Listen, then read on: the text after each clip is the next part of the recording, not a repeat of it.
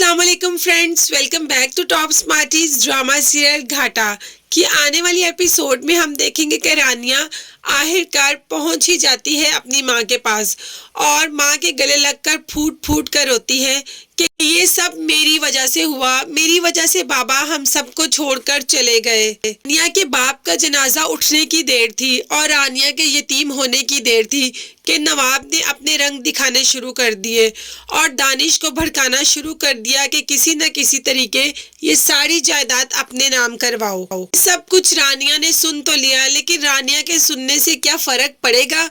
और दूसरी तरफ हमजा ने भी कुछ सुन लिया जब नानो सना से कह रही थी कि आखिरकार तुम्हारी मंगनी हमजा से हो ही गई। मैंने इतना बड़ा झूठ बोला रानिया और हमजा की शादी तोड़वाने के लिए और हम इसमें कामयाब भी हो गए।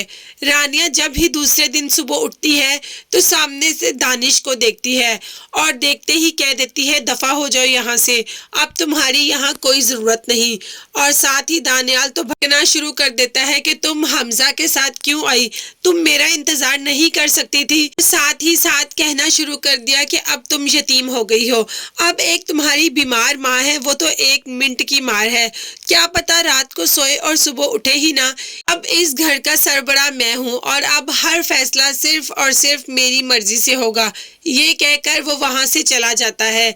जैसे ही रानिया बाहर हमजा को देखती है तो फौरन हमजा के पास आती है। रानिया जो कि हमजा को वो सब बताना चाहती है जो कि दानिश करना चाहता है, लेकिन अफसोस वो ऐसा कर नहीं पाती क्योंकि जैसे ही दानिश देखता है कि रानिया हमजा के पास खड़ी है तो फौरन से पहले उसके पास आता है और उसको डांट के वहां से भगा देता है कि जाओ तुम अंदर चली जाओ, तुम यहाँ पे क्यों खड़ी हो। हमजा सब देख रहा होता है लेकिन कुछ कर नहीं सकता।